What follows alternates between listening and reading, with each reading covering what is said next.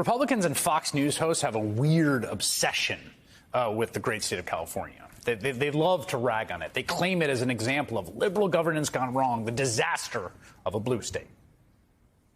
California in decline. The state of California is collapsing, and many Californians are fleeing. It's not affordable, it's not livable, and it's locked down for most of the time. Totally unlivable. Take a look at the dumpster fire that is California in the failed state of California. California is dying a slow and painful death. California has gone off the cliff. We have the highest taxes, the highest energy costs. They've taken away our toilets that actually flush. Now, California is a state that's got problems like all of them, but it's really weird and super insecure to see this on Fox News over and over.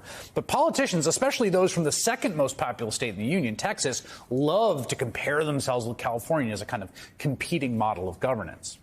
Just look at this tweet from the Republican governor of Texas, Greg Abbott, quote, "Remember those high taxes, burdensome regulations, and socialistic agenda advanced in California?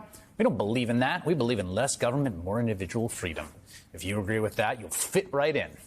They try to lure Californians away, especially businesses, inviting them to leave the supposed tyranny of California for the land of the free in Texas. This actually worked with Tesla, luring them from Palo Alto to Austin, Texas, much to the delight of podcaster and Senator Ted Cruz. Now, it is true that California right now, in this moment, currently is in crisis.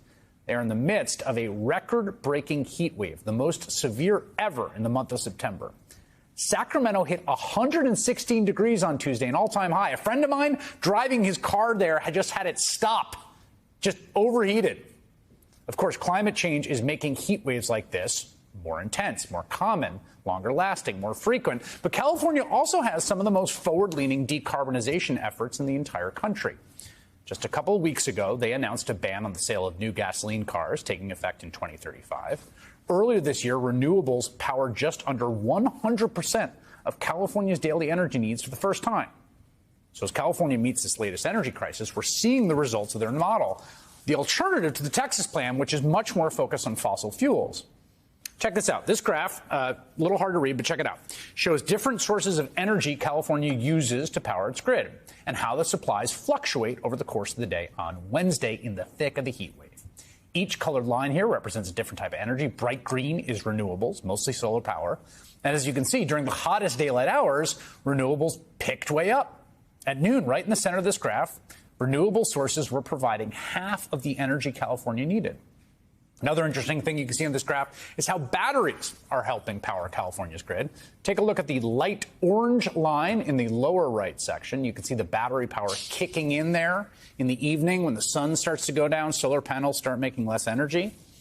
This all worked so well this week during this intense heat that California was actually able to avoid widespread blackouts or rolling brownouts, something that honestly used to be just a fact of life in the state. The government has also been asking residents to reduce demand on the grid during the early evening hours when it's most stressed, requesting people keep their air conditioning at 78 degrees and not run major appliances before 4 and 10 p.m. And that did not sit well with the fossil fuel-loving podcaster from Texas who took the opportunity to deliver some almost inspiringly audacious dunking.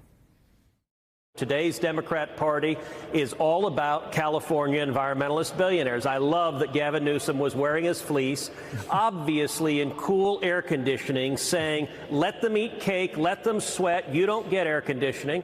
Okay, I don't know about the air conditioning, I don't know about the fleece. All I know is that when Texas faced an extremely rare and devastating weather event last winter, their grid, heavily dependent on natural gas, didn't hold up. No, the infrastructure basically froze, and millions of people lost power, some for days on end. While California Governor Gavin Newsom may or may not be spending time in air conditioning, at least his state has electricity. And we all remember that when Texas's grid failed, Ted Cruz tried to quietly skip off to the Ritz-Carlton in Cancun to soak up the sun with his family while people in his state that he represents literally froze to death. And he only came back after people found out and took pictures, and he was shamed into returning to the crisis. So, in that respect, score one for the California model.